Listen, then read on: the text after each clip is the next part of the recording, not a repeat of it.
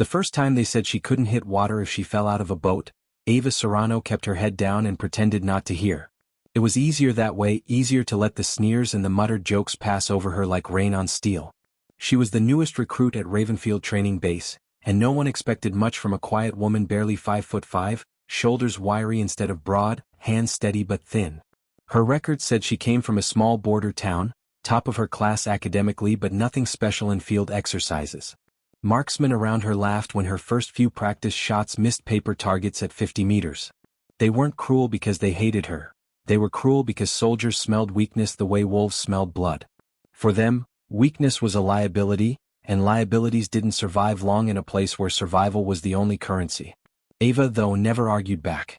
She walked to the firing line every morning, shoulders square, eyes clear, rifle clutched like it was a piece of her own body. Her shots at first drifted wide, some missing entirely, others punching holes far from the bullseye. The instructors watched, chewing gum, calling out adjustments in flat voices that carried no real belief she would improve. "You're tensing your shoulder, recruit. Relax. Sight picture, squeeze, don't yank." She nodded silently, corrected, and failed again. Each miss became more proof in her comrades' eyes that the nickname fit. She couldn't hit water. They slapped each other on the back, laughed in the mess hall, told stories about how bad she was. Ava ate alone, listening, absorbing, storing every insult like ammo she wasn't ready to fire yet.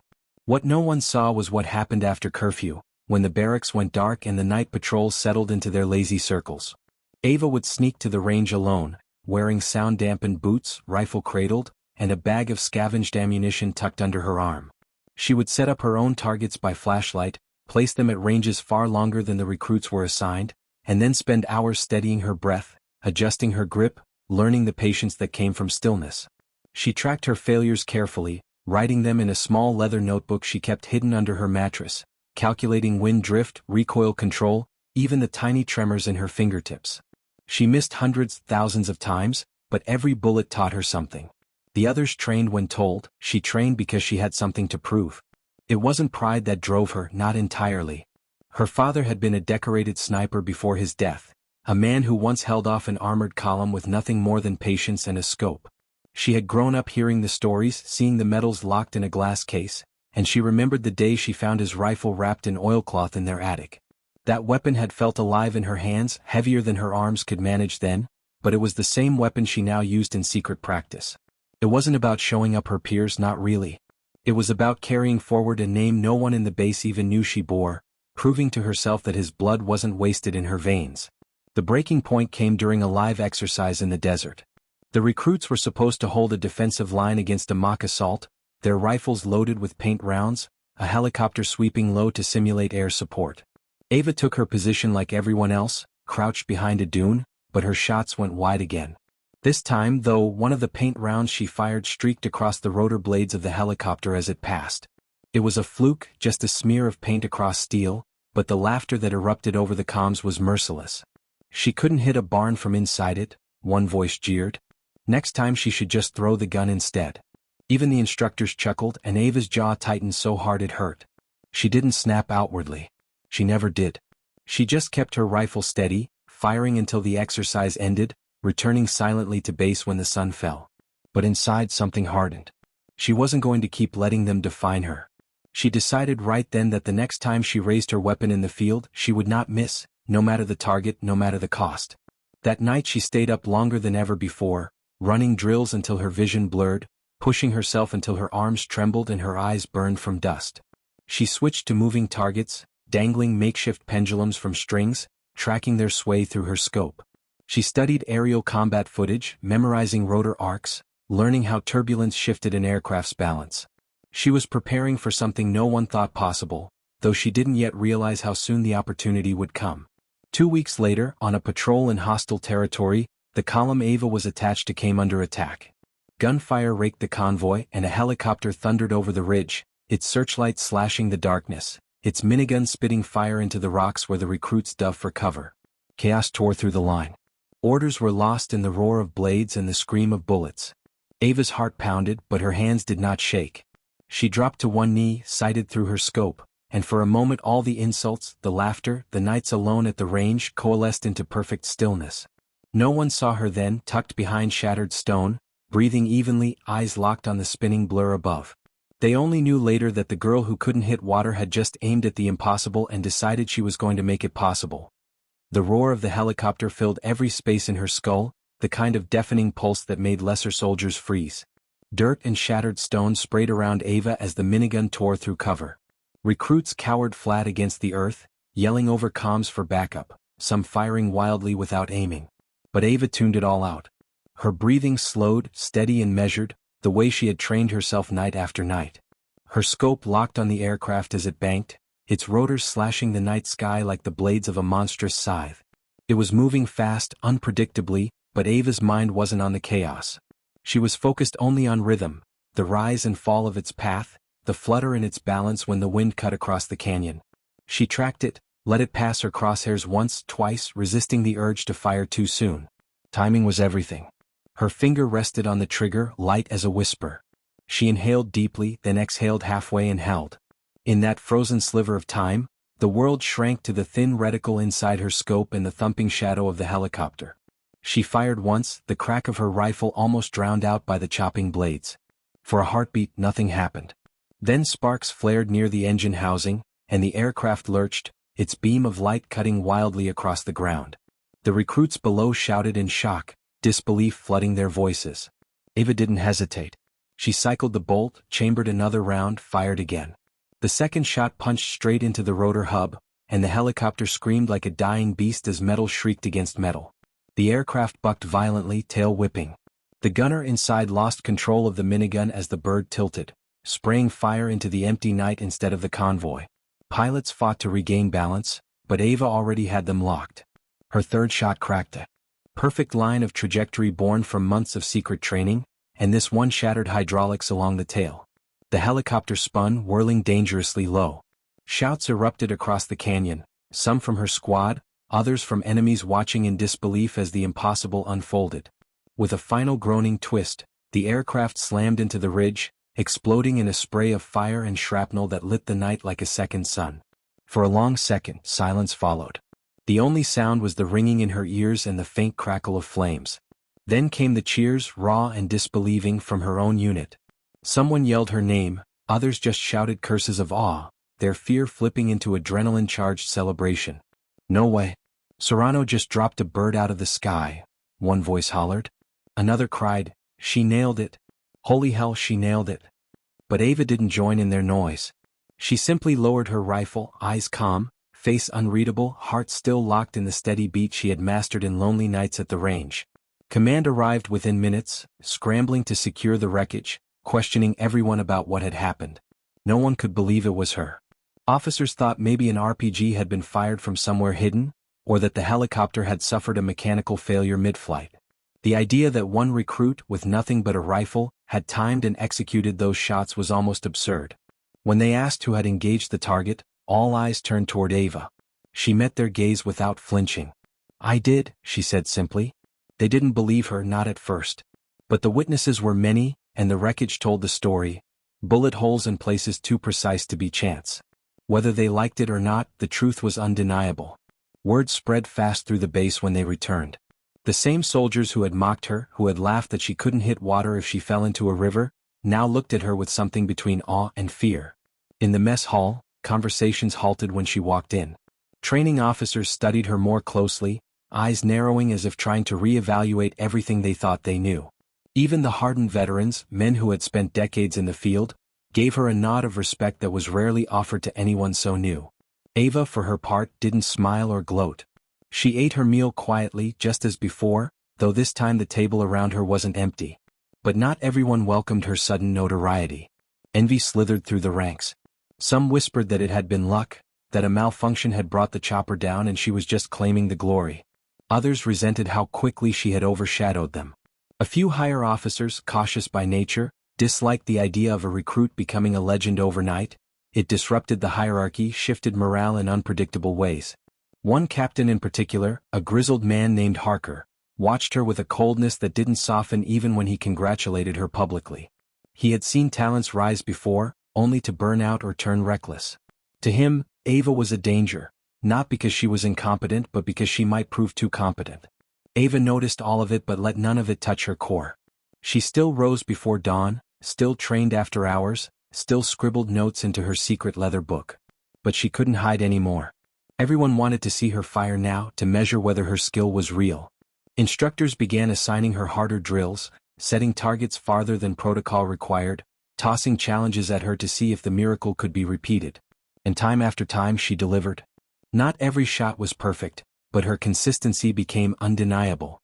The laughter that had once chased her now became silence, the wary silence people reserve for those who might change everything. One evening, as the sun bled red over the desert, Ava found herself summoned to the command tent. Inside waited Colonel Braddock, a man whose reputation was carved in 100 campaigns. He studied her like she was an unfamiliar weapon he wasn't sure whether to trust. "They're calling you a miracle," he said at last, voice gravelly. "But miracles make men lazy. I need to know if you're a miracle or if you're a weapon. Because weapons I can use. Miracles? They just burn out." Ava didn't flinch. She met his gaze, steady as her scope, and answered with the same calm certainty she had carried all along. "Sir, I'm not a miracle. I'm prepared." The colonel's eyes lingered on her a moment longer, weighing her words like a man accustomed to sorting truth from bravado. He finally nodded, curt and measured, but there was no warmth in the gesture. "Prepared, are you? Then you'll prove it. We don't build legends on accidents here, Serrano. We test them until they break." With that, he dismissed her, but the meaning behind his words was clear. Her real trials were only beginning. The destruction of the helicopter had made her infamous, but to survive that infamy she would need to demonstrate again and again that she was more than just a lucky shot. The next morning her orders changed. While her fellow recruits were rotated through routine drills and simulations, Ava found herself handed sealed envelopes stamped with clearance levels she had never dreamed of touching. They took her off the line and moved her to a smaller, isolated section of the base where advanced marksmen trained. It was here she met Captain Dwyer, a compact man with gray stubble and the sharp eyes of someone who had lived his life staring through scopes. He wasted no time on pleasantries. "You think you're good?" he asked, shoving a rifle into her hands that was heavier, longer, and far more precise than the standard-issue weapon she had been practicing with. "This isn't about good. This is about flawless." The next weeks became a crucible. Dwyer pushed her into scenarios that seemed almost cruel, hitting targets while sprinting uphill, adjusting for winds so strong they could knock a man off balance, firing from rooftops at shifting silhouettes hundreds of meters away. He timed her every movement, barked corrections with a voice like steel, and never once offered a compliment. Yet Ava absorbed everything, adjusting as quickly as he demanded, failing at times but never repeating the same mistake twice. Where others grew bitter or defensive, she grew sharper, leaner, her patience carving her into something deadly. Her notebook filled with new calculations, pages scribbled with data on humidity, angle, recoil patterns. She studied not only rifles but the psychology of sniping, how to become invisible, how to wait for hours, how to understand the enemy's rhythm until their movements became predictable. Word about her training seeped through the base despite efforts to keep it contained. Stories spread in hushed tones. How Serrano had hit a moving drone at a distance where most men couldn't even see it clearly, how she had outlasted veterans in endurance tests, how she seemed to thrive on challenges designed to make others crumble. Some admired her, others envied her, but everyone waited to see whether she would truly stand the test. Ava noticed the change in their stares. It was no longer mockery but expectation, a different kind of weight that pressed against her every step. She carried it silently, refusing to let it shake her. Then came the first mission. A convoy had been ambushed in the mountains by insurgents who had acquired advanced weapons. Several helicopters had already been damaged, and intelligence suggested the attackers were being guided by a spotter hidden somewhere along the cliffs. The task force needed someone precise enough to neutralize the spotter before reinforcements arrived. Ava was summoned to Braddock's tent once more. This time, there was no skepticism in his eyes, only the cold assessment of a commander willing to gamble. "You want to prove you're not a miracle? Here's your chance," he told her. "You'll be embedded with Dwyer's unit. You'll find that spotter.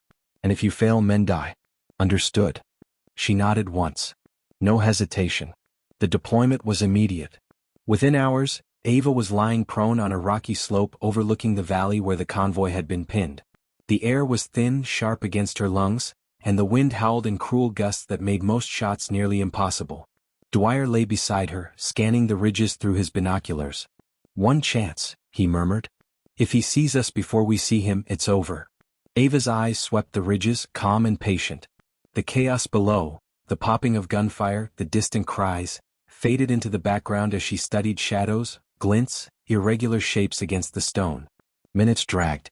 Then she saw it, a faint flash where sunlight bounced off glass, half hidden behind a cluster of boulders. The enemy spotter relaying every move of the convoy below. Ava steadied her rifle, adjusting for wind, distance, and angle. Dwyer whispered, "Take it." She fired once. The sound cracked through the valley. A split second later, the glint vanished and the ridge went still. Dwyer's binoculars confirmed it. A clean shot, impossible for anyone else under such conditions, but executed by her as though she had rehearsed it 100 times. Below, the convoy surged forward, no longer pinned by the deadly accuracy of enemy fire. The mission was a success. When they returned, the atmosphere at Ravenfield was transformed. No one doubted anymore. The whispers of luck vanished, replaced by recognition that Ava Serrano was something rare.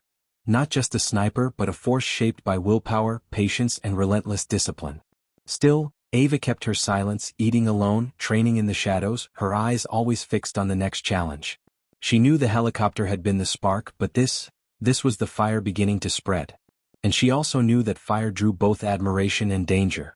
Somewhere in the distance, beyond the safety of the base, enemies had already heard the story of the girl who could shoot down the impossible. And stories had a way of inviting challenges far deadlier than envy. Ava had thought the silence after the mission would be her reward. For a time it was. No one mocked her anymore, and even the most hardened veterans gave her space in the mess hall. Yet silence carries its own dangers. Stories spread faster than orders, and within weeks rumors of her abilities bled beyond Ravenfield. Enemies whispered about the woman who had plucked helicopters from the sky and dropped spotters in impossible winds. For insurgents who thrived on fear, that story was poison. They could not allow it to stand unchallenged. Soon, intelligence reports confirmed what Ava had already sensed. Someone out there had decided to test her, to break the legend before it grew too large. The first sign came during what should have been a routine escort mission. Ava and her unit were guiding a supply column through a ravine when a distant shot cracked and one of the lead vehicles burst into flames.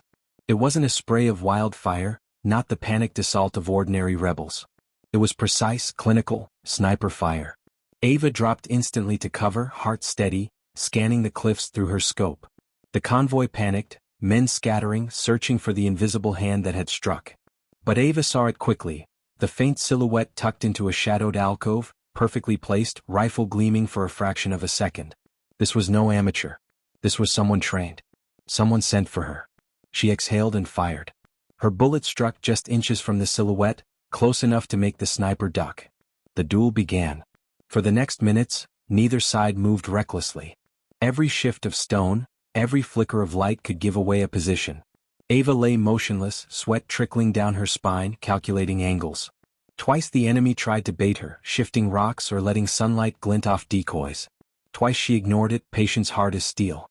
Finally, a real mistake. A muzzle flashed too quick, too hungry. She caught it and fired in the same breath. Her round slammed into the alcove, and the enemy sniper fell silent. The convoy rolled forward, shaken but alive. When they reached base, Dwyer crouched beside her as she cleaned her weapon. "That wasn't some farmhand with a stolen rifle," he said, voice low. "That was a professional. They sent him for you." Ava didn't answer. She didn't need to. The thought had been sitting in her chest since the first shot cracked. She knew her reputation was now a weapon, and like all weapons, it attracted those who wanted to break it. The challenges didn't stop. A week later, a patrol reported finding leaflets scattered across nearby villages. They carried her name, translated into the enemy's language, marked with a crude drawing of a rifle sight centered on her face. It was propaganda, a bounty notice, a challenge to every trigger finger that wanted fame. Soldiers at Ravenfield looked at her differently now, not with mockery or envy, but with the uneasy recognition that standing near her meant stepping into the center of a target. Still, Ava didn't falter. She drilled harder, rising before dawn to test herself against distances even Dwyer called impractical. She practiced blindfold disassemblies, breath control in sandstorms, listening for the faint hum of drones above. Her legend had painted a mark on her back, but it also gave her clarity. If enemies wanted to test her, then she would make every duel a lesson in futility. One night, Colonel Braddock called her into his tent again. He stood over a spread of maps, fingers pressed hard against the paper. "They're hunting you," he said without preamble. "But that gives us an advantage. We can draw them out, bleed their best men, break their morale. Question is, are you willing to let yourself be bait? Ava stared at the maps, seeing the red markers clustered around routes and strongholds. It wasn't a small question. To be bait meant walking willingly into the crosshairs of assassins, trusting her skills to keep her alive. But to refuse meant hiding, letting others risk themselves in her place. That wasn't who she was. She met the colonel's stare and answered with the same calm she had given him weeks before, yes. The operation was set in motion. Ava rode at the head of a decoy convoy, knowing every ridge could hide a scope aimed at her skull. The silence between gunfire was worse than the noise, each minute stretching like wire pulled taut. Then it came, the sharp, echoing crack of rifles, not one but many. Dust burst around her as bullets slammed into the ground. Enemy snipers, 3 at least, triangulating her from different angles. She dropped instantly, rolling beneath the edge of the vehicle, scanning as her comrades returned fire. Most soldiers would have panicked, firing blindly. Ava didn't. She found the rhythm again, the pattern of shots, the fraction of a second it took for each enemy to adjust. One by one she picked them off. Her first shot shattered a scope on the left ridge, blinding her hunter. Her second silenced the one on the far cliff. The third was the hardest, the enemy hidden behind a jagged outcrop.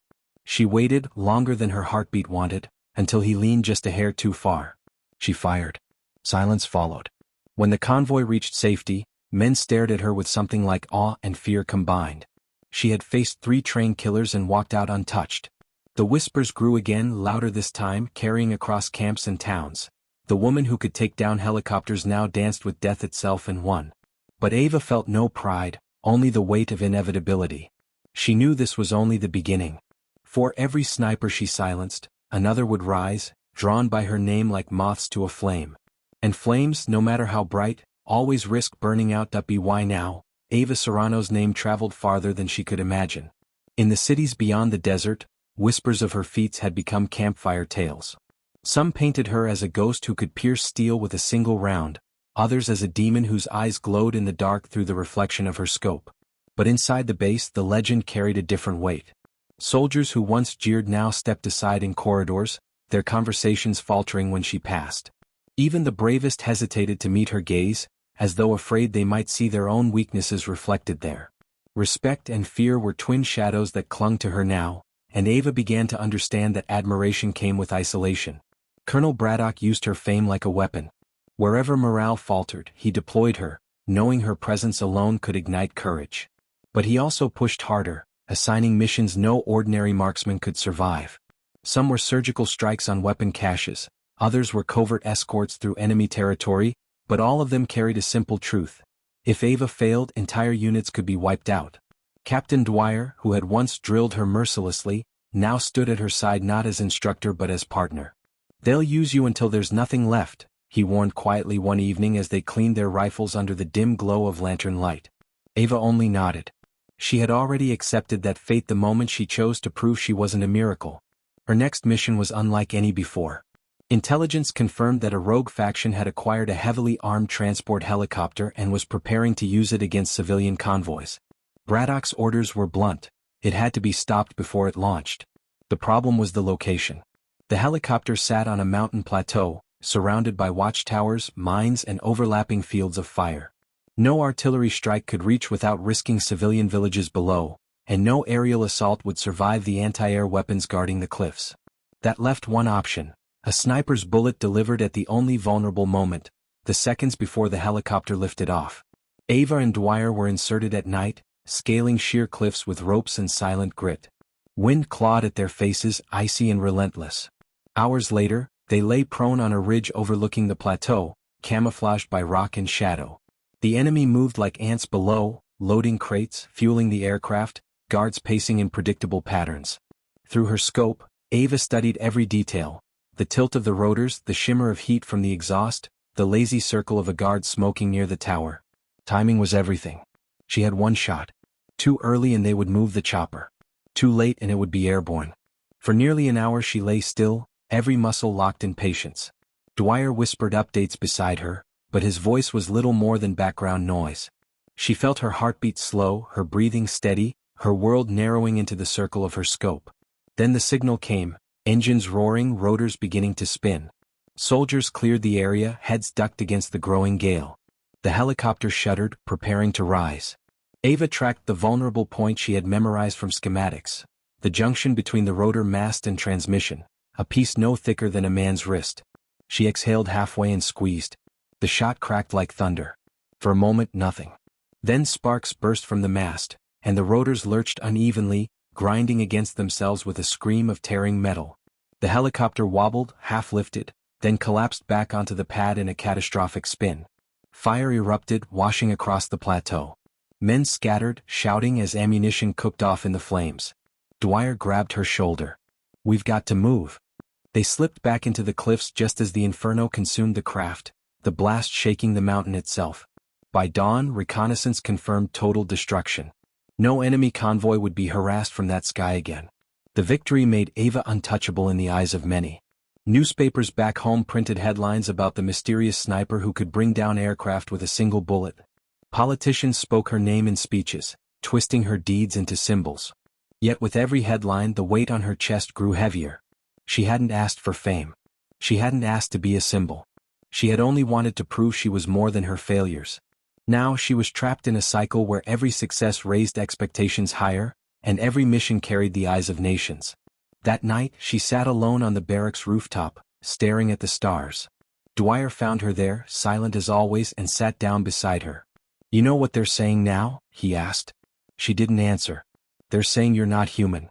They're saying you can't miss." He paused, his tone heavier. "That's dangerous, Ava. Because if they believe you can't miss, the day you do, it'll crush more than just you. It'll crush everyone who put their faith in that legend." She finally turned to him, her voice quiet but certain. "Then I won't miss." He looked at her for a long moment, something like sorrow flickering in his eyes. He didn't argue because he knew she believed it. Maybe she even needed to. But deep inside, Ava felt the tremor of truth. No one is perfect. And someday, when that moment came, she would have to decide whether the legend she had become was worth more than the woman she had once been. The morning after the helicopter's destruction, Ava awoke to find her face printed on a newspaper someone had left on the barracks table.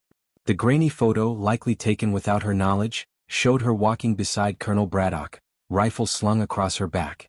The headline screamed of the Angel of Death, a sniper who could bring down machines of war with surgical precision. Soldiers chuckled nervously at the nickname, but Ava felt only unease. She hadn't joined to be an angel or a symbol, or anything but a soldier doing her job. Yet now, the world insisted on molding her into something larger than life. Within days, politicians arrived at Ravenfield, dressed in crisp uniforms untouched by dust. They shook her hand, praised her in speeches, and posed for photographs beside her.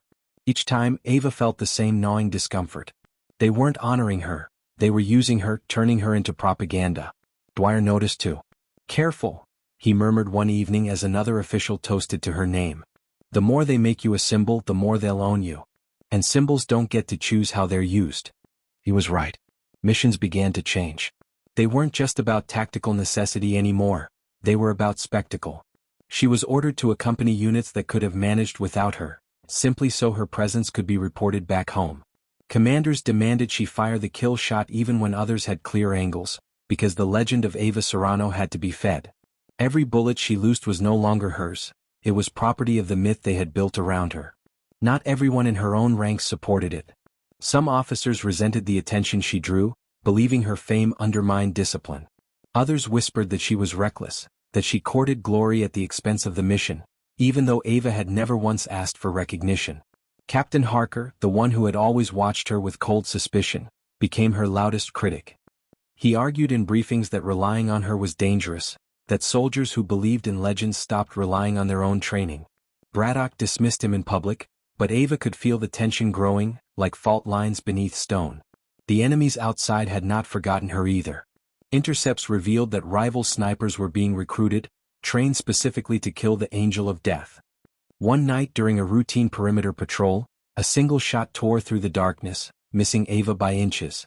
The bullet struck the stone wall behind her with surgical precision. She froze, scanning the horizon, but the shooter was already gone. It was a message and she understood it. She was being hunted. The hunter hadn't missed by accident. He had missed on purpose to let her know he was out there.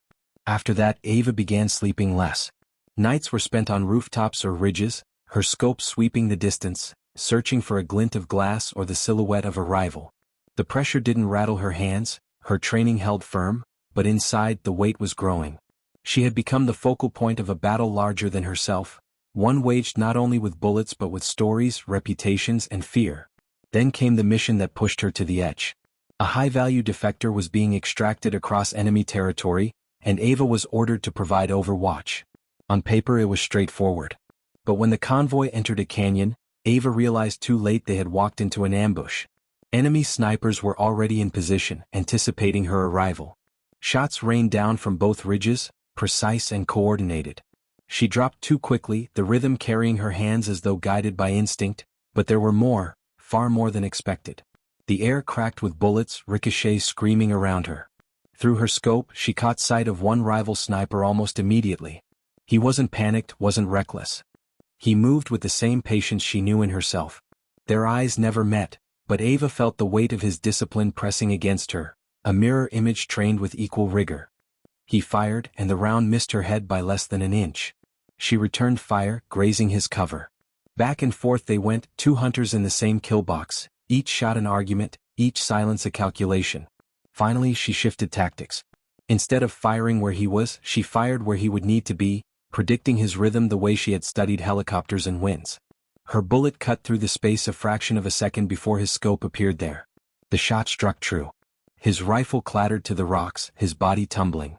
The canyon fell silent as the remaining enemy fire broke into disarray. The convoy survived. But Ava didn't feel triumph. She felt the hollowness of inevitability. For the first time she had faced someone who mirrored her completely, patience, discipline, precision. And for the first time she wondered if the hunter who had deliberately missed her days earlier was still waiting, still stalking, letting others fall first so the final duel could mean more. When she returned to base, she found Harker waiting outside the command tent. His face was cold, but his words were colder. "You think you're untouchable," he said. "But every legend ends. You'll either die in the field or you'll fail in front of the wrong people, and when that happens the same ones calling you a hero will tear you apart." Ava stared at him, saying nothing. He wasn't wrong. But she also wasn't about to stop. Because if legends ended, she would make sure hers ended on her own terms.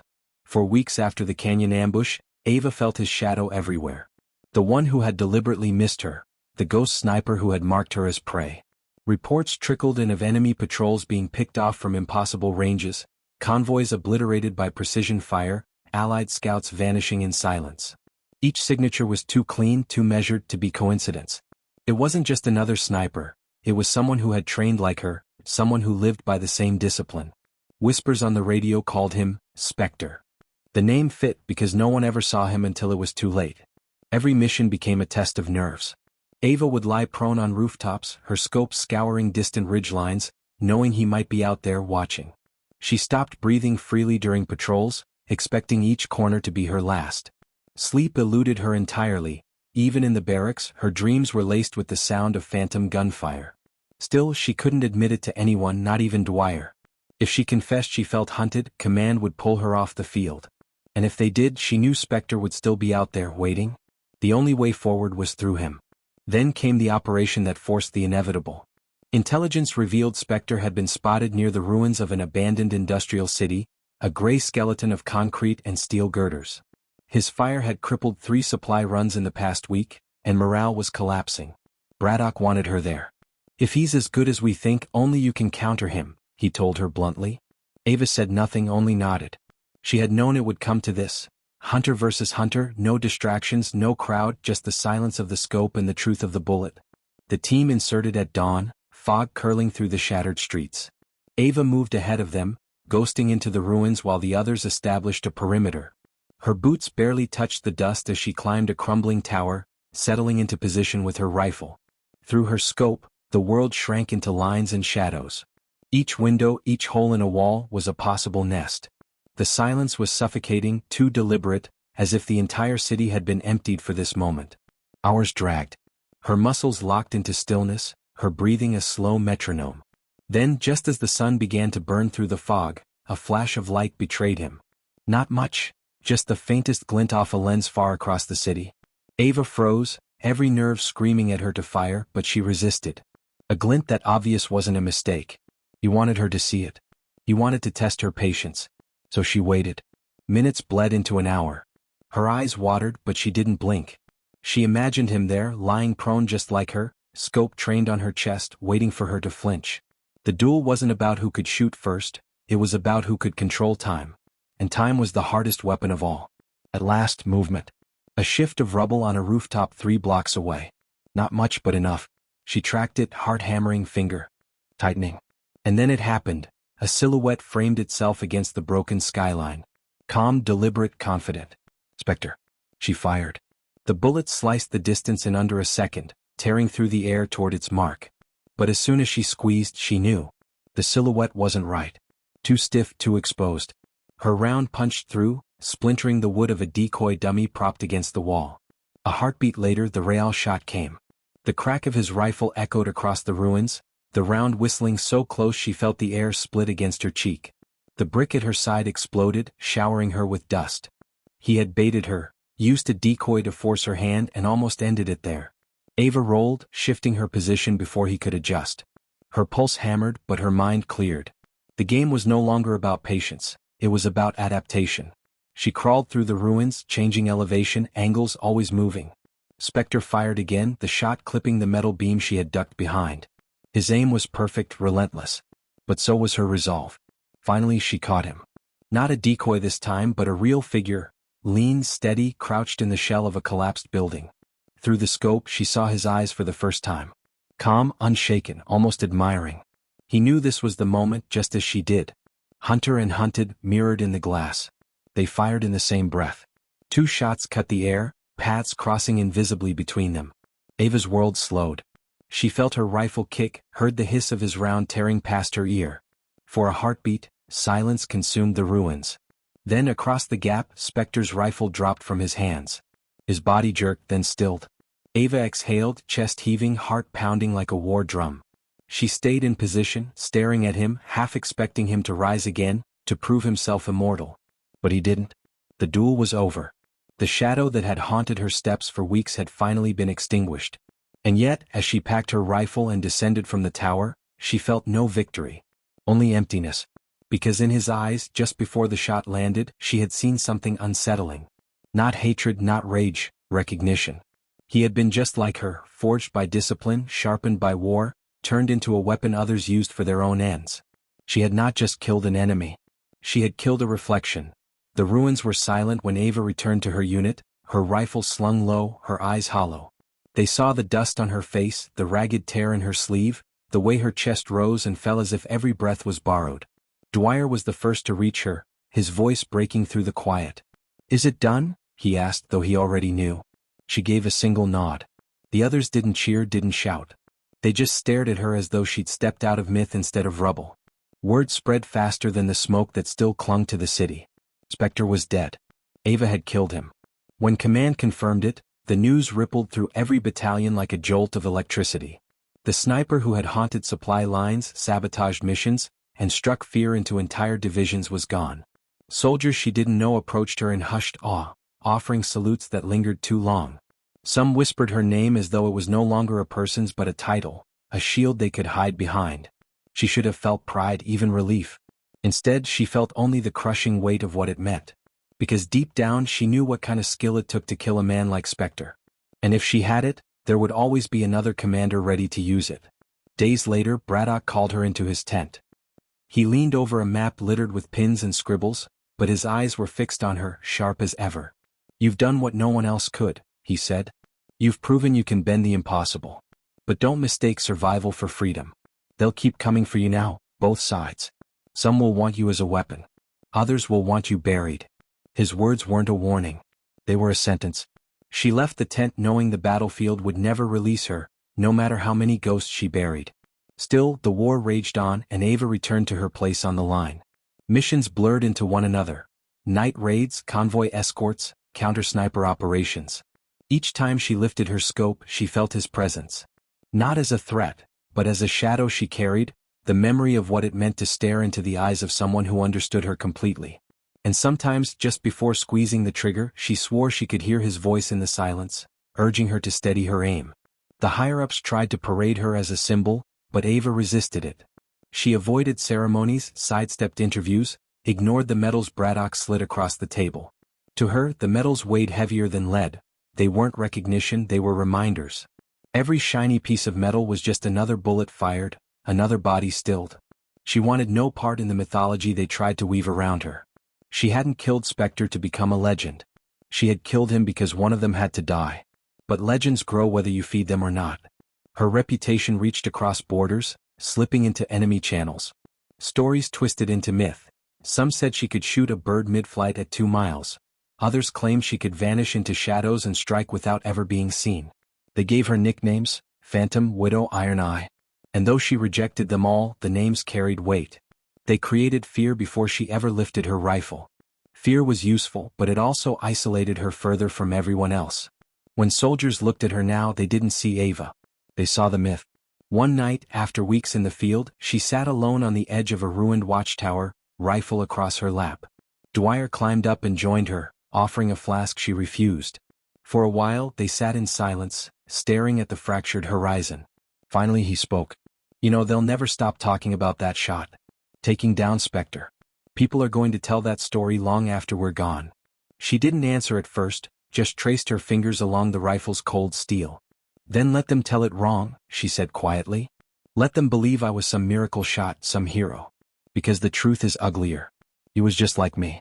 And the day I killed him was the day I realized what I'd become." Dwyer didn't argue. He just sat with her until the sun rose, painting the sky with fire. And in that light, Ava made herself a promise. She would carry the burden of what she had done, not because she wanted glory but because someone had to bear it. If the myth of her skill gave soldiers hope, then she would let them believe it. But inside, she would always remember the silence after that final shot, the silence of killing a reflection. Years later, when the war finally ended and her rifle was retired to a locked chest, her name lingered in hushed stories. Campfires burned with tales of the sniper who could hit the impossible, the one who had brought down a helicopter, the one who had slain Spectre himself. They said she couldn't hit water. They were wrong. She could hit anything. But what the stories never told was the truth she carried alone. Hitting the target was never the hardest part. Living with it was. The end.